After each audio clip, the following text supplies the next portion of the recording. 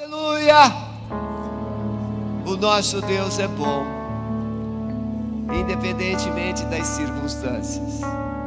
Nós estamos nos libertando do equívoco de que Deus é bom quando tudo acontece do nosso jeito. Não, Deus é bom o tempo todo Deus é bom. Por quê? Porque Ele é um Deus de amor. No mundo todo, todos os dias, tem aqueles que choram, tem aqueles que riem, tem aqueles que conquistam, tem aqueles que perdem, tem gente nascendo, tem gente crescendo e tem gente morrendo. Deus é bom para todos. Por isso, nesta manhã,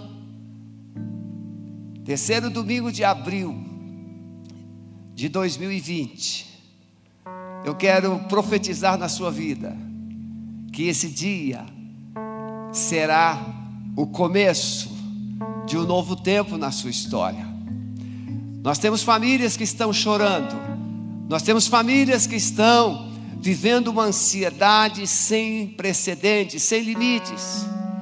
Mas eu quero profetizar que nesta manhã o seu coração vai se aquietar, você vai se levantar, os seus olhos voltarão a brilhar, e você se alegrará no Senhor, como Abacuque diz: ainda que a figueira não floresça, que não haja fruto na vide, que nos currais não hajam vacas, que o produto da oliveira minta, todavia eu me alegrarei no Senhor, no Deus da minha salvação. O Senhor Jeová é a minha força. Recebe essa palavra, sacode a poeira e se levante, porque está começando uma nova história na sua vida, na sua família, como está começando uma nova história na Alameda. A Alameda está se redescobrindo, a Alameda está se reinventando, porque chegaremos a lugares mais distantes a partir dessa crise. Ontem à noite, nós tivemos momento sui generis, histórico, no nosso condomínio. Meu condomínio tem 72 famílias, 72 apartamentos, e juntamente com um grupo de irmãos, o Lipe, a Késia, a Cássia, a Sueli e outros irmãos, nós fizemos uma caminhada de oração, uma serenata em todo o condomínio, com autorização do síndico, e nós fomos de bloco em bloco. E foi lindo porque as famílias foram chegando às janelas, algumas saíam na porta e elas ficavam de braços abertos, e famílias vinham pedindo para que nós não deixássemos o apartamento dela sem uma oração. Mas o mais lindo foi que as famílias começaram a seguir a serenata. A serenata começou no bloco 7 e foi circulando, e quando retornamos nós estávamos com um grupo 3 vezes do tamanho do início. E eu quero profetizar que o condomínio Esplanada nunca mais será o mesmo. A cura chegou, a esperança chegou, o medo foi embora, o cativeiro foi quebrado, e a vida será abundante nos corredores de cada apartamento, de cada casa. Recebe essa palavra, você que está nos acompanhando, porque isso também vai acontecer com você. Amém? Bem, você que está em casa, eu participo de cultos também, não é? Ao vivo, na sexta-feira, nem sempre eu estou aqui, no sábado, mas em casa é um pouco diferente. Aqui mesmo com essas cadeiras nós temos um grupo bem reduzido, mas a gente vibra com esse timaço aqui, esse povo ungido de Deus que está aqui, esse louvor que sobe os céus. Os céus foram sacudidos pelo louvor que subiu daqui nessa manhã. E quando os céus se movem, a terra se rende. Então em casa também eu me esforço para eu não ficar pensando que eu não estou no culto. Então você precisa se esforçar. Não se contente em sintonizar o seu aparelho. Você precisa se esforçar, entrar no clima, entrar no espírito, adorar, bem dizer, atrair a presença de Deus para a sua casa, para a sua família, porque coisas tremendas acontecerão. Amém? O prefeito Rafael Greca de Curitiba, numa das palavras dessa semana, ele lançou o desafio pedindo ajuda às igrejas, para que as igrejas se mobilizem para atender a algumas necessidades que a população, obviamente, revela nesses dias de pandemia. Além das necessidades, ele citou, por exemplo, um supermercado, o Festival, que está doando 5.000 cestas básicas. 1.000 para a prefeitura distribuir com a área social e 4.000 serão distribuídas dentro do próprio supermercado, para clientes que o supermercado vai direcionar. Parabéns ao Supermercado Festival. A Alameda também distribui, não de uma vez 5.000, mas ela distribui todos os meses, como nós fizemos na crise passada, o Hospital Evangélico, 40 toneladas. Você que está nos acompanhando, quem sabe você é alguém que pode se unir, pode se doar. Não fique só olhando as ameaças à economia. Nós vamos citar aqui alguns motivos de oração que nós vamos desafiar o nosso povo para fazer. O Brasil está debaixo de oração.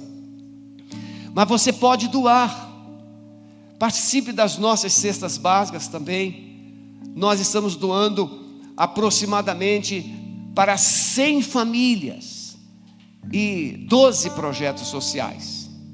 Entre nessa campanha, entre em contato com a nossa administração no telefone que você tem no site da igreja, 3019-1308, e você vai poder participar dessa campanha, tá ok? Mas a igreja, nós mobilizamos a nossa equipe social, não da Amor, Compaixão e Graça, mas a equipe social que trabalha além, como Atitudes do Coração. Nós vamos começar a produzir essa semana máscaras. E nós vamos atender às necessidades de projetos, comunidades carentes e algumas outras pessoas. Então a Sandra com a sua equipe, a Simone, toda a equipe da Atitudes do Coração e mais outros voluntários estarão essa semana se reunindo para produzir.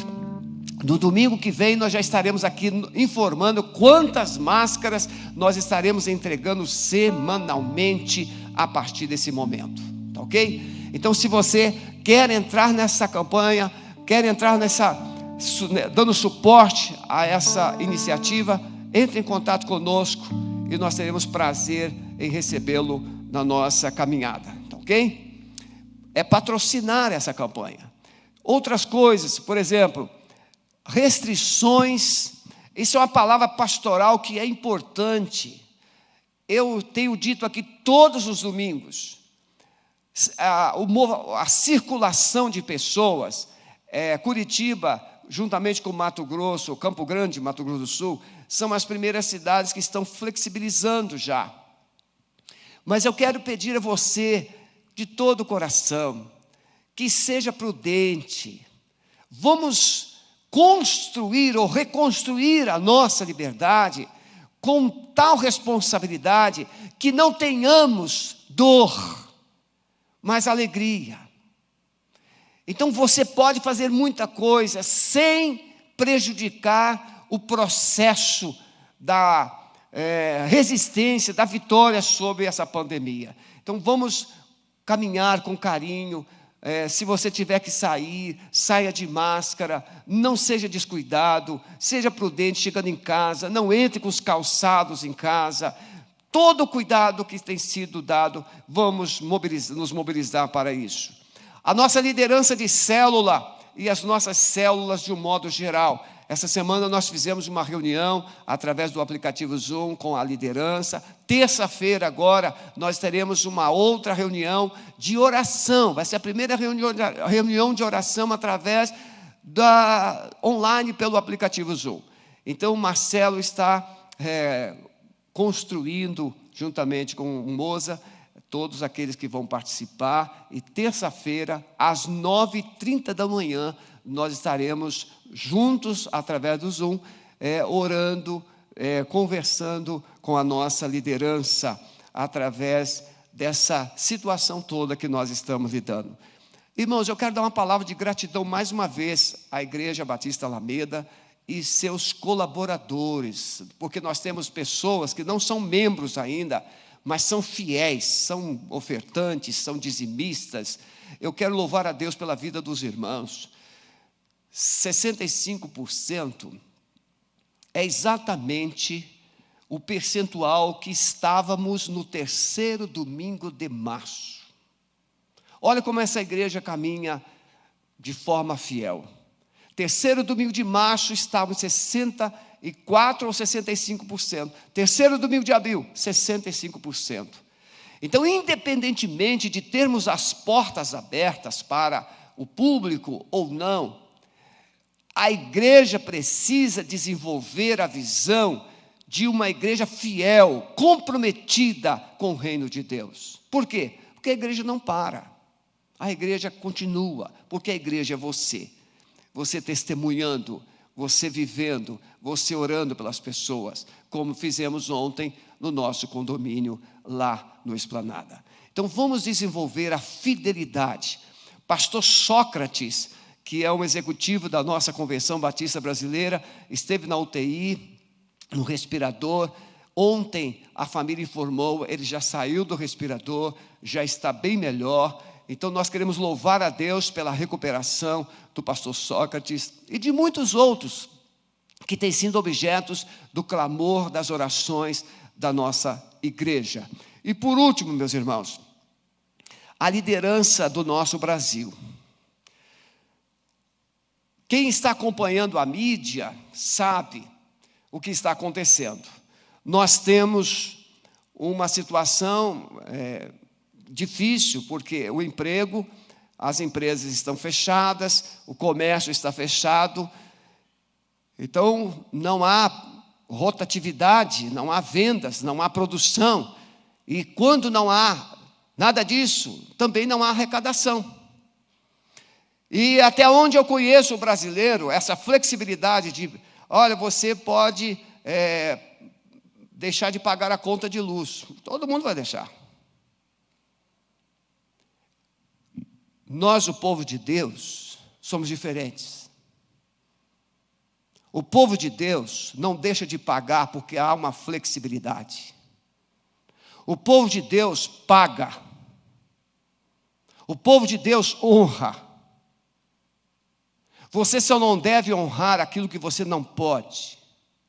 E aí procurar os meios disponíveis.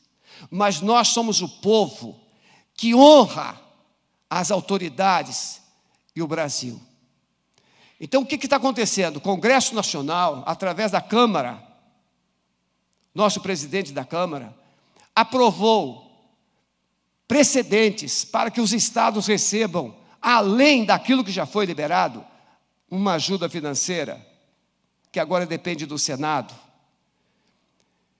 Bem, o governo federal já distribuiu, já liberou aproximadamente 500 a 600 bilhões.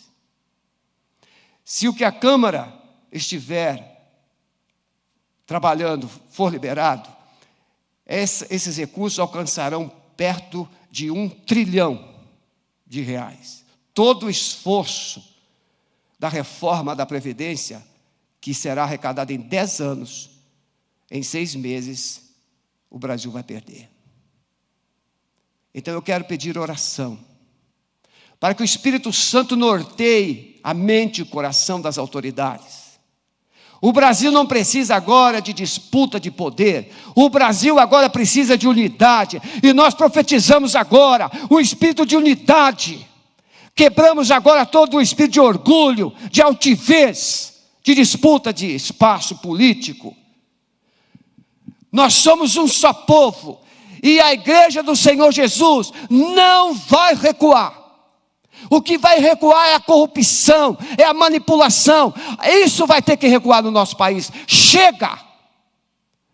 E se você é um cristão comprometido, dobre os seus joelhos, clame ao Senhor, porque o Brasil é um só. Nós não temos dois Brasis. Nós temos um Brasil só. Então eu conto com as suas orações. Nós já temos um grande grupo orando às 6 da manhã, às 12 e às 18 horas, em favor da liderança política e espiritual do nosso país. Entre conosco nessa batalha e chore diante do Senhor. Amém? Nossa palavra desta manhã: uma família digna de ser lembrada em tempo de crise. Bem, eu acredito que a sua família não está vivendo crise. Mas você pode ver em sua volta sintomas de crise. Aliás, ficar em casa muito tempo com as mesmas pessoas já é uma crise. Sai do quarto, vai para a sala, sai da sala, vai para a cozinha, sai da cozinha, volta para a sala, sai da sala, vai no quarto. E você, essa rotina interminável, já está deixando muita gente em crise. Mas é uma crise que pode ser dirimida com facilidade. Mas existem crises que estão instaladas, que não são e não serão dirimidas com muita facilidade. Vai exigir um esforço, vai exigir algumas atitudes para que ela seja rompida, vencida. Livro de Ruth, no capítulo 2, no capítulo 1, nós encontramos a história de uma família que deixa Belém e vai para Moabe, porque havia uma crise instalada na cidade, ou em Israel, e não havia pão. O livro de Ruth, ele descreve o drama de uma família marcada pela crise inesperada, semelhante a esta que nós estamos vivendo. Por exemplo, alguém poderia imaginar, nós estamos em abril, junho do ano passado, nós estávamos aqui no aniversário da igreja, uma alegria, um fervor, uma coisa tremenda. Mas de junho para cá, quantos momentos difíceis eu e você enfrentamos? Quantos? Quantos momentos difíceis a Igreja Alameda passou? Quando é que o Brasil poderia imaginar a aprovação da reforma da Previdência, que foi um milagre? E então o Brasil se encheu de expectativa, agora nós vamos. Quando é que o Brasil poderia imaginar que viria o que estamos vivendo agora? A crise não tem hora, não tem dia, a crise não tem endereço preferido, a crise chega quando nós bem não esperamos, a crise chega e bate na porta de todos. E a crise chegou em Israel, seca, não havia provisões, não havia pão, não havia azeite, não havia vinho, e todo esse contexto de crise levou essa família a tomar uma decisão: fugir, sair. Belém significa casa do pão. Então essa família decide deixar a casa do pão e vai para Moabe, um país estrangeiro. Bem, no livro de Ruth, nós não encontramos uma referência de que Elimeleque, Noemi e seus filhos, Malom e Quilion, tenha parado para fazer uma reunião de oração, tenha parado para fazer um jejum, para pedir uma direção de Deus sobre o que fazer diante daquela crise. Não, o livro de Ruth não registra se esta família parou. Também não registra se essa família procurou o sacerdote para um aconselhamento.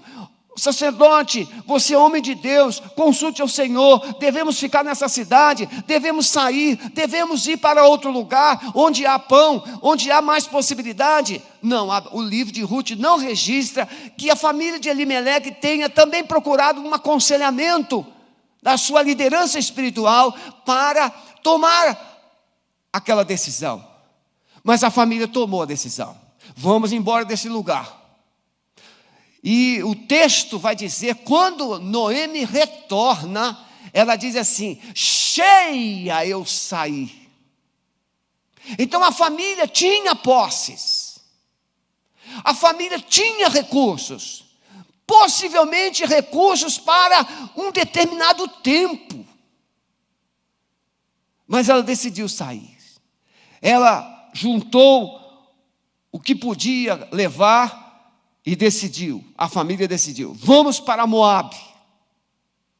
Meus irmãos, nas horas de crise, nós somos desafiados a tomar as decisões que muitas vezes entendemos ser as melhores decisões, como Elimeleque.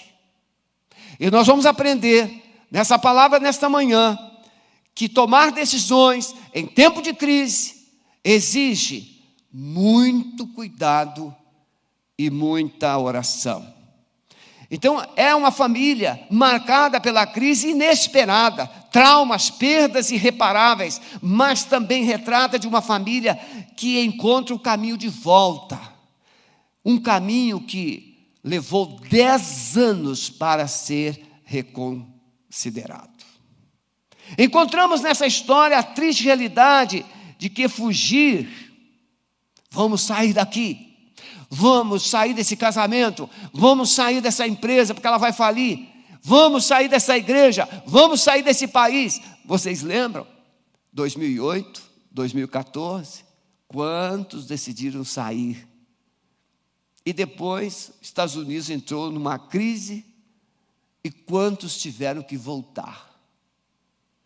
Então, fugir.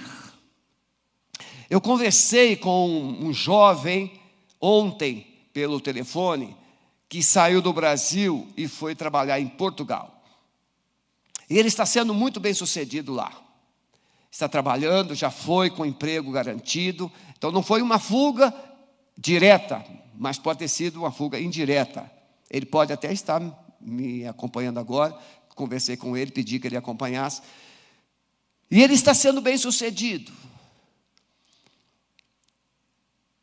Mas eu lembrei a respeito do relacionamento com Deus.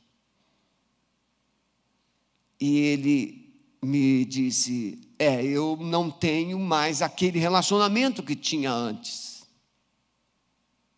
Fugir na hora da crise. Você pode deixar valores e princípios que são inegociáveis, porque você já priorizou aquilo que você entendeu, julgou ser prioridade. Elimeleque, Noemi e seus filhos, Malom e Quilion, eles fugiram dos problemas, mas não conseguiram escapar das consequências das suas escolhas. Quando nós tomamos uma decisão de sair de algum lugar, de abandonar alguma coisa, alguém, enfim, de romper, de deixar o lugar onde nós estamos, precisamos avaliar todas as possibilidades, todas as consequências. Por exemplo, quando numa crise se tem um pouco de dinheiro guardado, você pode pensar assim: não, esse dinheiro aqui dá para eu passar um ano de crise. Sim, é verdade. Mas é só você que está enfrentando a crise? Há algum parente seu? Há alguma pessoa que você tem conhecimento, que está passando dificuldades, e você simplesmente está administrando em função da sua própria vida e da sua própria família? Não, eu não posso gastar. Escolhas. Crise na cultura chinesa também representa oportunidades. Crise é uma oportunidade que eu, que você, que todos nós cristãos temos para revelar quem é o nosso Deus e o tamanho dele. E como é que eu vou revelar o meu Deus e o tamanho dele? Pela fé que eu tenho e posso demonstrar. Tiago diz que o apóstolo Paulo fala que é pela fé, pela graça que nós somos salvos. Mas Tiago, ele é um pouco mais radical e ele diz assim: se você tem fé, me mostre as suas obras. Então, nesse tempo de crise, a igreja que tem fé para fazer milagres, a igreja que tem fé para profetizar, a igreja que tem fé para falar coisas tremendas, ela precisa ter fé para revelar atitudes de amor, de compaixão e de misericórdia. Então Tiago diz assim: mostra-me a tua fé sem as tuas obras, e eu te mostrarei a minha fé pelas minhas obras. As obras não salvam, mas é impossível você me convencer que é salvo sem ter atitude de boas obras. Então eles tomaram essa decisão. Diz o texto que tomaram as suas mulheres, eles se casaram. Malom e Quilion chegaram lá em Moabe, eles se casaram. Orfa e Ruth, mulheres dos filhos Malom e Quilion. Mas o Elimeleque morre. Não sabemos quantos anos Elimeleque viveu em Moabe. Também não sabemos quantos anos o Malom e o Quilion também viveram. Eu sei que o período que eles ficaram lá, a família de Noemi ficou em Moabe 10 anos. 10 anos pode ser também um período, não é uma questão cronológica. 10, número múltiplo, número completo, pode ser um período. Mas 10 anos, morreram também ambos, Malom e Quilion, ficando assim a mulher desamparada dos seus 2 filhos e de seu marido. Você está entendendo?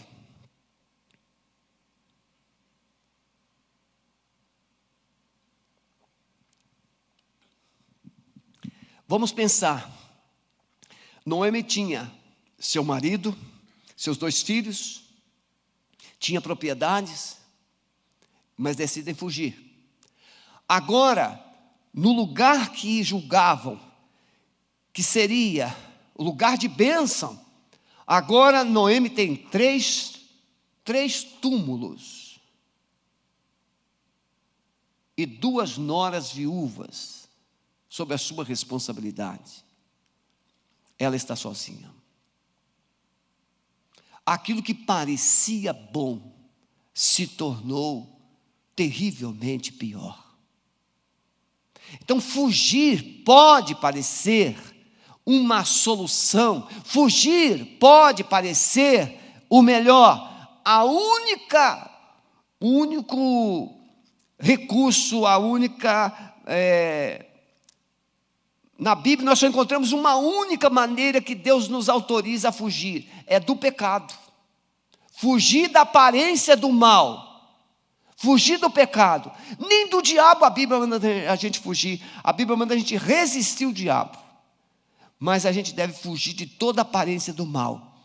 Então não se foge, a gente busca direção para tomarmos as decisões certas na hora de crise. O mundo todo, não existe um país do mundo que não esteja enfrentando crise. Não existe. Todos. Segundo informações dessa semana, a China teve uma queda do seu PIB de 6,8 até aqui. Era o país que tinha um crescimento mais volumoso do mundo, caiu 6,8. Não existe ninguém. Na crise, todos sofrem. Por isso, nós precisamos tomar decisões pensando em todos e não somente em nós mesmos. A fuga, a atitude de uma família. Quando um marido pensa que o casamento vai mal, quando um filho pensa que o lar não é bom, quando o trabalhador, o empregado pensa que a empresa não é boa, então pensa-se em fugir, pensa-se em abandonar o barco. Aquilo que parecia ser bom pode ficar pior. Mas a fuga é uma coisa que eu penso e eu escrevi nessa mensagem. A fuga sinaliza uma ausência de liderança espiritual em uma família. O marido, a mulher precisam se unir para encontrar em Deus as respostas para as circunstâncias que estão batendo a porta, ou que está dentro da sua casa, que está envolvendo o seu casamento, que está envolvendo o seu filho. Muitos pastores, quando a igreja enfrenta alguma crise, alguma dificuldade, ele pensa assim, eu vou deixar essa igreja, vou procurar uma igreja melhor. Não existe igreja melhor, porque todas as igrejas são constituídas de pessoas. Então todas as pessoas, elas são boazinhas no começo, igual no casamento. Beijinho, beijinho, beijinho. Depois de algum tempo, tapinhas, tapinhas, tapinhas. Se não acontecer coisas piores. Pastor chega numa igreja, é o anjo do Senhor. Depois de um certo tempo, não é mais anjo do Senhor. Não existe igreja perfeita, não existe igreja boa, existe igreja. Porque o ambiente, ele é bom por aquilo que as pessoas que estão presentes fazem. Então fugir não é a minha praia. Fugir não é uma coisa que eu escolhi. Nem família, nem igreja, nem do Brasil. Já recebi convites para ir nos Estados Unidos várias vezes. Não falo inglês. Então, é uma coisa que eu tenho pavor. Eu prefiro me sentir seguro aqui no Brasil. Eu sempre uso o recurso com muito carinho assim. Deus me chamou para ser pastor no Brasil. É claro que é uma desculpa que eu uso. Mas não adianta a gente fugir para tentar resolver os problemas. Como é que a gente faz? Bem, quando os problemas chegam, quando a crise chega, a gente pode ter algumas atitudes. Fugir, como foi o caso de Noemi e Elimeleque e seus filhos, fugir, ou você pode fingir que a crise não chegou. Não, lá em casa está tudo bem, meu casamento está bem, minha família está bem, está todo mundo se matando, mas você coloca uma máscara, está tudo bem. Como é que é? Tudo bem, tudo bem. Mas você pode fingir. Segundo, você pode olhar para a crise e falar assim, eu vou me posicionar. Eu vou me posicionar. Eu poderia citar aqui vários exemplos bíblicos. Eu vou me posicionar como Samar, que se posicionou no meio da sua plantação de lentilhas e disse, eu não vou fugir. Sacou a espada e enfrentou o inimigo sozinho, porque o exército de Israel tinha fugido. Resistir e vencer. Você pode ter essa atitude. E, consequentemente, aprender. O grande tesouro de uma crise são as lições que nós aprendemos nas crises. Por exemplo, na crise, você descobre quem é verdadeiro. Na crise, você descobre quem realmente te ama. Na crise, você descobre quais são e quem são os seus amigos. E na crise, Deus sabe quem é crente de verdade. Então a crise é uma bênção. Quando nós tomamos e revelamos as atitudes corretas, você pode aprender e usar essas experiências. Por exemplo, mamãe que não quer que o bebê fique no chão, no colo, no carrinho o tempo todo. Não pode sujar, não pode sujar. Irmãos, fosse assim, eu não estaria nem aqui. Porque aqui da minha geração, a gente andava descalço. Eu sou lá do interior, andava descalço, eu colocava chinelo e sapato quando ia para a escola ou para a igreja, ou para um casamento. Andava no meio da lama, comia as coisas sem lavar. Criança, quando uma criança ela é envolvida nesse ambiente ameaçador, ela desenvolve anticorpos. E ela então tem capacidade para resistir às bactérias e os vírus. Não fica gripada por qualquer coisa, não fica doentinha. Você já viu aquele menino, coitadinho, o bichinho, parece até um palitinho assim, que tão fraquinho, por quê? Não deixa o bichinho viver. Solta o guri, deixa correr, deixa se sujar, depois lava, dá um banho nele, bota uma roupa limpa, pronto, acabou. O crente, Jesus não mandou a gente sair do mundo. A Bíblia diz que Jesus nos orientou: no mundo vocês terão aflições, mas vocês tenham ânimo, porque eu já venci esse mundo. A igreja não foge das crises, a igreja não foge dos problemas, mas nós aprendemos nas crises. Por exemplo, quando nós construímos esse templo, nós enfrentamos uma crise.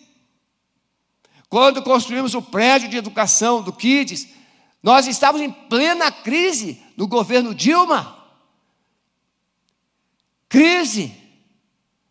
Mas na crise, a gente aprende a crer, a gente aprende a se unir, a gente aprende a romper. Então, quando a próxima crise surgir, eu já tenho anticorpos. Então essa crise do coronavírus, do Covid-19, não vai derrubar a igreja, porque a igreja do Senhor, ela está cheia de anticorpos. Ela é mais do que vencedora. Não são as portas abertas ou fechadas que determinarão se nós sobreviveremos uma crise. Não.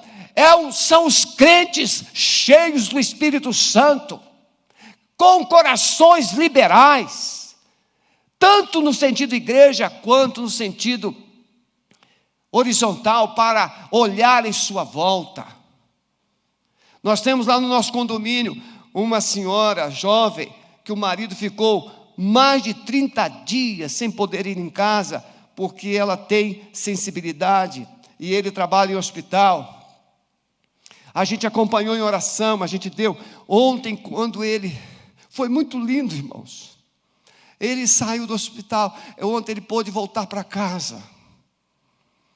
E ela ligou, mandou mensagem dizendo assim: quando vocês forem cantar, parem lá em frente do nosso apartamento. Eles queriam agradecer, eles queriam demonstrar gratidão. Na crise, nós descobrimos quem realmente nos ama.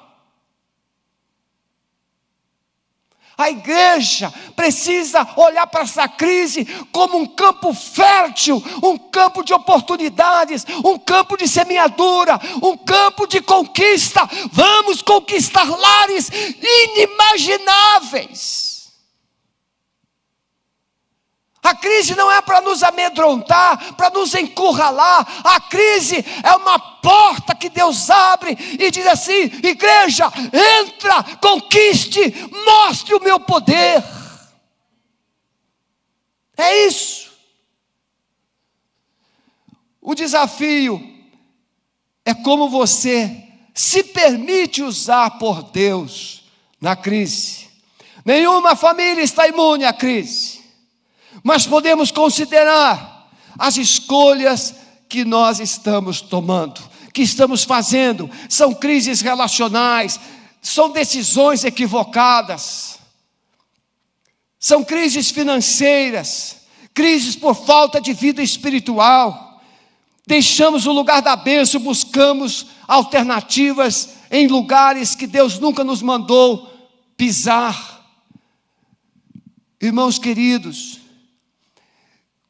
hoje, nessas circunstâncias que nós estamos vivendo, quem não tiver fundamentos na palavra, está apavorado. Mas o que é que a Bíblia diz? A Bíblia diz: Deus é o nosso refúgio e fortaleza. O que a Bíblia diz? Eu elevo os meus olhos para os montes, de onde virá o socorro? O meu socorro vem do Senhor que fez os céus e a terra. O que a Bíblia diz? A Bíblia diz: os que confiam no Senhor são como o monte de Sião, que não se abalam, mas permanece para sempre. A igreja fundamentada na rocha não será abalada por crise nenhuma, mas ela vai avançar e conquistar, e estabelecer novas fronteiras na crise. Amém, meus irmãos? Você que está em casa aí, diga amém, porque vocês verão que igreja nós seremos depois do Covid-19. Encontramos muitas famílias despreparadas para enfrentar crises, não suportam pressão, querem fugir, tomando decisões sem consultar Deus. Tem maridos pensando em abandonar a família, tem mulheres pensando em abandonar os seus maridos, tem filhos ficando órfãos de pais vivos. É hora de unidade, não é hora de fugir. É hora de parar, é hora de buscar ajuda, é hora de buscar conselhos, é hora de buscar direção sábia, é hora de buscar a palavra, é hora de dobrar os joelhos, é hora de abrir as janelas, como Daniel fazia, e clamar ao Senhor 3 vezes ao dia. É essa hora que a igreja precisa buscar o seu norte.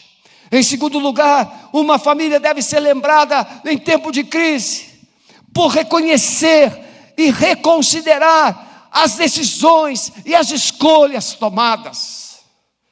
Você nesse tempo, você não se preparou, você viveu de forma indiferente, você talvez tenha sido um cristão meia boca, não valorizou a oração, não valorizou a palavra, gastou sem pensar, consumiu demais, e agora você está dizendo: se Deus tivesse me revelado.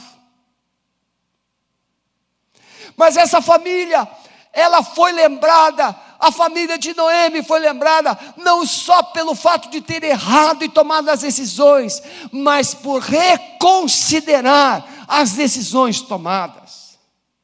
Tomar decisões erradas, sim, pode trazer muita dor e sofrimento, mas Deus está esperando você para reconsiderar essas decisões, se arrepender, pedir perdão e buscar ajuda, como o filho pródigo fez, como Jonas. Aliás, esse rapaz que eu conversei, eu falei assim: meu filho, você pode ser aí em Portugal uma voz de Deus. Quantas pessoas estão aí precisando de ouvir um testemunho, ouvir uma palavra. Eu espero que você esteja forte, você esteja vibrando. Ele disse assim: nem tanto. Meus irmãos, eu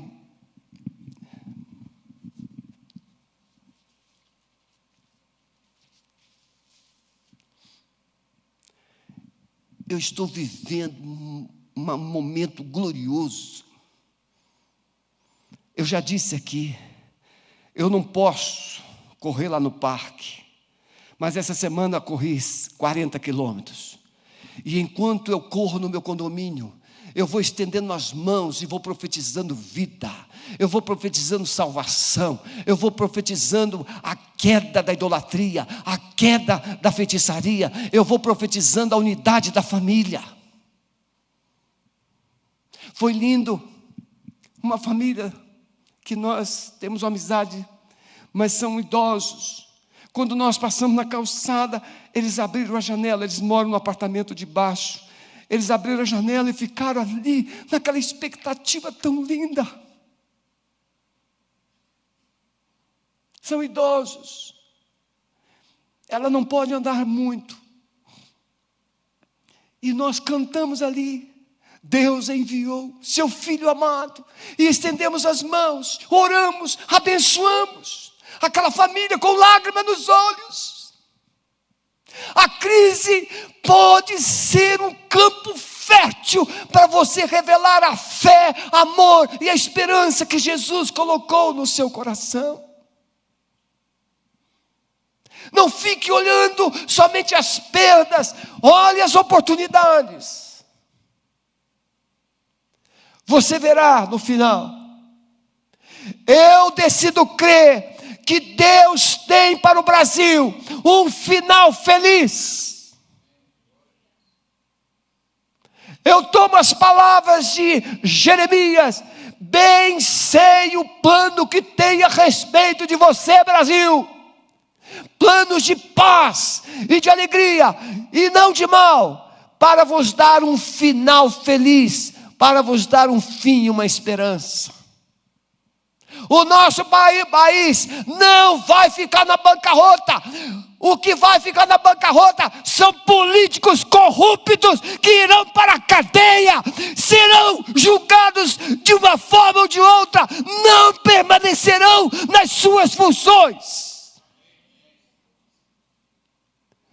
Nós precisamos orar para que Deus abra os olhos do povo, para que saibam escolher os seus líderes com esse histórico que nós estamos vivendo. Nós temos um presidente que não é admirado por todos, e isso é perfeitamente compreensível. Nem Jesus foi, mas ele foi deputado 27 anos.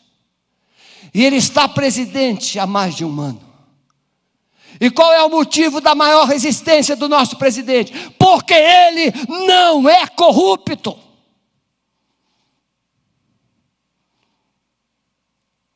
Eu quero saber de que lado Deus vai ficar. Você precisa escolher. Cuidado. Não escolha as conveniências. Elimeleque e Noemi escolheram as conveniências e foram para Moabe, e lá perderam tudo que tinha. Noemi saiu com o marido e seus filhos, e ela voltou com 3 certidões de óbito. Meu querido que está me ouvindo, não escolha segundo as suas conveniências, e faça escolhas de fé. E a fé, ela precisa ter fundamentos na palavra de Deus. Eu já escolhi de que lado eu estou. Não podemos culpar a Deus por nossos erros, por nossas escolhas equivocadas.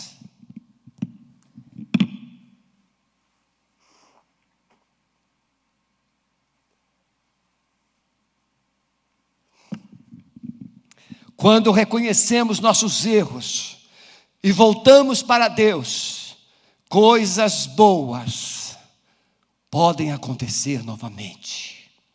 Assim Noemi voltou, e com ela Ruth, a moabita, sua nora, que veio dos campos de Moabe, e chegaram a Belém no princípio das colheitas.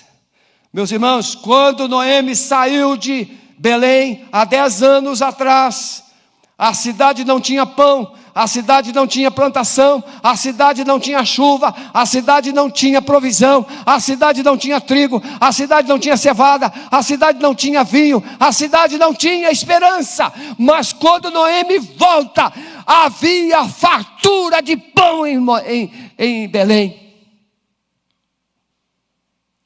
Porque o mesmo Deus que sustentou os moradores na crise, abriu as comportas dos céus. Descobrimos que nem tudo está perdido. Somos mais amados. Noemi chega a Belém e ela diz assim: a mão de Deus se descarregou sobre mim. Em nenhum momento Noemi diz: eu tomei uma decisão errada. Meu marido precisaria ter tido mais cuidado, precisaria ter dependido mais de Deus. Não, Noemi diz assim: a mão cheia eu saí, vazia eu retorno, porque a mão de Deus se descarregou sobre mim. Meu amado, nem tudo de ruim que acontece na nossa vida é coisa de Deus. Precisamos ter a humildade de assumir nossas responsabilidades e consequências das nossas escolhas. Ela voltou, quando ela pensou que estava totalmente abandonada, a sua nora, Ruth, diz assim: não me inste que te deixes. Para onde você for, eu vou. Aonde você morar, eu vou morar. O teu Deus é o meu Deus. E aonde você morrer, eu vou morrer também. E onde você for sepultada, eu serei sepultada. Ou seja, estou contigo e não abro. Deus tem sempre alguém de confiança para colocar do nosso lado nas horas mais difíceis. Pode ser. Uma vez, é muito delicado quando a gente fala alguma coisa para Deus. Eu estava lendo um texto, já falei isso aqui algumas vezes. Eu estava fazendo meu devocional e o texto falava de um determinado assunto, e quando eu terminei de ler, o telefone tocou. Era alguém que estava me abordando a respeito daquele assunto que eu havia acabado de ler. E eu tomei a decisão de obedecer o que Deus estava mandando eu fazer. Muitas vezes, Deus vai te falar antes da crise. Deus vai te falar antes de Ele pedir que você faça ou tome uma decisão. Mas na crise ou nessas circunstâncias, é a resposta que você vai dar para Deus que vai mudar as circunstâncias que você vive. Então, em último lugar, uma família deve ser lembrada em tempo de crise pelo fato de crer que os propósitos de Deus não podem ser frustrados e perdidos. Estamos diante de uma crise sem precedentes. Não sabemos até onde isso vai. Não sabemos como é que a economia vai reagir. Não sabemos como é que o mundo vai reagir. Porque cada um vai pensar em si. Mas nós sabemos como é que Deus reage. Nós sabemos como é que Deus decide. Bem sei que tudo podes, e que nenhum dos teus propósitos pode ser impedidos. Palavras de Jó no momento áureo da sua crise. Ruth, ela diz para sua sogra: não me instes para que te abandones e deixe de te seguir, porque aonde quer que você for, eu irei. Onde quer que pousares, ali pousarei eu. O teu povo é o meu povo, o teu Deus é o meu Deus. Onde quer que morreres, morrerei eu, e ali serei sepultada. Faça-me assim o Senhor, e outro tanto, se outra coisa que senão a morte me separar de ti. Eu quero profetizar que é isso que vai acontecer nas famílias do Brasil. As famílias do Brasil, os maridos, as esposas, as mulheres, dirão um para o outro: não vou te deixar, não vou te abandonar. Essa crise vai ter que recuar, essa crise vai ter que passar, essa crise vai ter que voltar para onde veio, porque nós vamos passar por cima dela. Não vamos abandonar nossos filhos.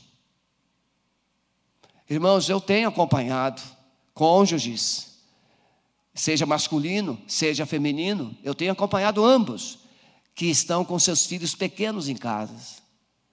Eu estou acompanhando um irmão querido, que ele é separado da esposa, antes dele se converter ele se separou, e ele tem uma filhinha, mais ou menos de 7 anos. Eu estou acompanhando uma outra irmã, que está momentaneamente afastada, que também está separada, e tem um filhinho, mais ou menos assim, de 5, 6 anos. E eu vejo as dificuldades, mas assim como Ruth, eu profetizo que na sua casa, esta palavra será proferida: não me inste que te deixes, eu vou ficar com você até o fim, eu não vou te abandonar, porque gente de Deus não foge na crise, gente de Deus olha para a crise, e olha para o céu, e avança.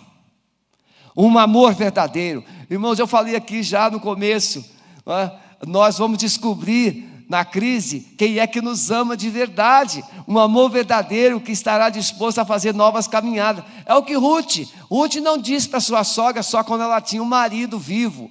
Agora Ruth está dizendo para a sogra quando o marido está morto. Ruth estava na sua terra natal, na sua pátria. Noemi está voltando para Israel, para Belém, mas Ruth diz assim: eu vou com você, porque agora você é a minha família. Você crê num Deus que agora Ele é também o meu Deus. Noemi descobre o amor verdadeiro da sua nora, é na crise. Eu quero lançar uma palavra aqui para todas as sogras, noras, sogros e genros. É na hora de crise em uma família que se descobre quem realmente ama. Amor verdadeiro estará disposto a fazer novas caminhadas. O amor verdadeiro renova alianças. Nós talvez tenhamos que refazer casamentos, porque na crise o amor verdadeiro borbulhou, floresceu. Aquele divórcio que já estava lá prontinho para ser assinado, rasga esse papel e reconsidere, tome a decisão que Deus quer que você tome, de unir a sua família, de abençoar a sua casa, abençoar a sua geração, sua descendência. Quero concluir essa mensagem. Você deseja ser uma família digna de ser lembrada nesse tempo de crise? Daqui a 10 anos, você dirá, no ano 2030, você dirá assim: olha, em 2020, vivemos uma crise no Brasil, empregos foram perdidos, reservas econômicas foram perdidas, vivemos umas dificuldades tremendas, mas nós nos fortalecemos em Deus. Irmãos, eu quero profetizar que essa palavra minha chegará ao coração do nosso presidente e de todas as autoridades instituídas no nosso Brasil. Ontem eu estava orando por ele, e me veio o coração 4 atitudes para vencer em tempo de crise. Em tempo de crise a gente chora, a gente olha para um lado, a gente olha para o outro, a gente vê cinzas, a gente vê perdas, a gente vê, ou a gente não vê o que gostaríamos de ver, e a gente chora. Pode chorar, você tem o direito de chorar, pode chorar. Eu creio que o nosso presidente é durão, mas lá no seu particular ele chora. Eu creio que você é um marido, uma mulher durona, mas você chora. Segunda coisa, para você responder diante da crise. Não basta só você ficar chorando e se lamentando. Você precisa se fortalecer. Enxugue essas lágrimas, sacode essa poeira e traga à memória o Deus que você crê. Traga para a memória quem é o seu Deus, um Deus que se fez homem, que se fez carne, foi naquela cruz, morreu pelos seus pecados, mas Ele ressuscitou e Ele está vivo para te abençoar. Renove as suas forças, se fortaleça em Deus. Terceira, você chora, você se fortalece e você precisa clamar. Senhor, o que é que eu faço diante desse caos? O que é que eu faço diante dessas perdas? O que é que eu faço diante dessas circunstâncias, Senhor? Clame ao Senhor, porque Ele quer te dar direção. Por último, batalhe, lute, guerreie. Por quê? Não basta chorar, não basta se fortalecer, não basta orar, se você não estiver disposto a agir. Esta é a hora de agir, esta é a hora de você lutar, essa é a hora de você dizer: Senhor, fortalece as minhas mãos, porque eu vou lutar, eu vou enfrentar, eu vou buscar a vitória que o Senhor tem para a minha vida. Se você fizer isso, em 2030, você poderá olhar para trás e dizer: eu tenho uma história para contar. Não fuja, faça o que tiver que fazer, mas lute, reconsidere decisões que você tomou, reavalie seus conceitos, reavalie seus comportamentos, seus valores. E por último, se você já tomou as decisões erradas, saiu da sua casa, decidiu abandonar Deus, decidiu abandonar a igreja, é hora de você voltar, como Jesus disse: volte onde você errou, volte ao primeiro amor. Você que está em casa e você que vai me ouvir depois, quando essa mensagem estiver no YouTube, eu quero dar uma palavra para você. Jesus, Ele te ama. Ele não precisa provar para você hoje que Ele te ama. Ele já provou. Jesus foi na cruz, e naquela cruz Ele disse: Pai, perdoa-lhes, porque eles não sabem o que fazem. Naquela cruz, Jesus disse para o ladrão que iria morrer: hoje mesmo você estará comigo no paraíso. Naquela cruz, Jesus disse: está consumado. Então Jesus não precisa provar que te ama, Ele já provou. Agora é você que precisa dar uma resposta para Jesus.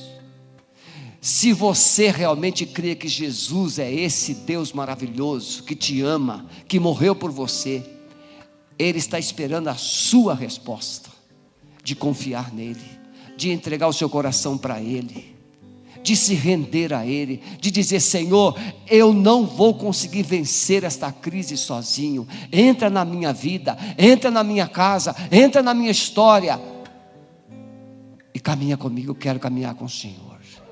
Se você crê assim, coloque as suas mãos assim em casa, e ore comigo aqui nesta manhã. Amado Espírito Santo, pessoas estão sendo alcançadas por esta palavra nesta hora.